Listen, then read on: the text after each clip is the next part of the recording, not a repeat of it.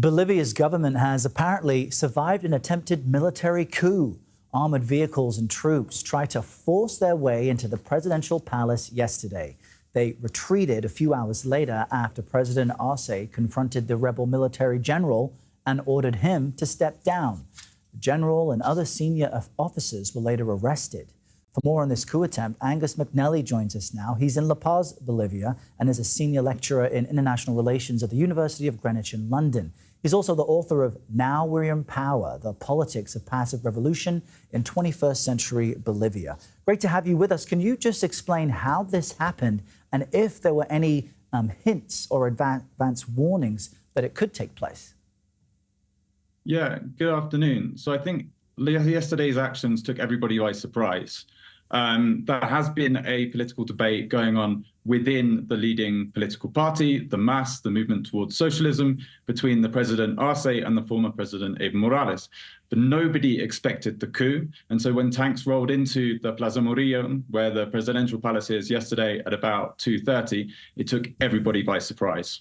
And as far as coups go, I mean, this seemed relatively brief. It is serious, and I understand there could still be repercussions for citizens of Bolivia, depending on what any investigations reveal. Do you expect that there might be a crackdown on human rights, or what might the consequence be? I think in order to understand that, we need to first understand exactly what happened.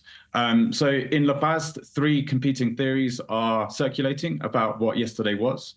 The first was that Juan José Zuniga, the general who led the coup, was fired from his post on Tuesday, and that this was a kind of drastic attempt in order to maintain his claim on his post.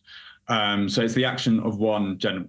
The second theory is that it was a spectacle led by Arce himself to consolidate power and to lead to popular protest in support of democracy and Arce's government.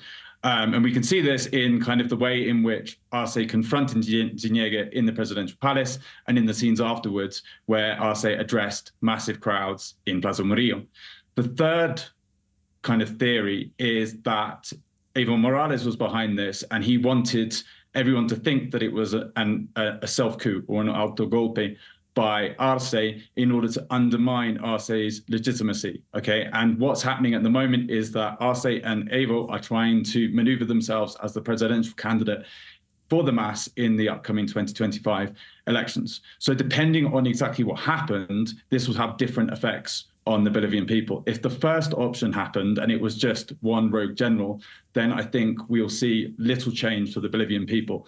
It's the second two which really are more concerning, given that autogolpes are historically used by Latin American strongmen in order to consolidate power and reduce democracy. Fascinating, considering this is a U.S. ally, and depending on which of these theories emerges as true, will have a big impact on what happens next. Angus McNelly, thanks for breaking it all down for us. You're very welcome.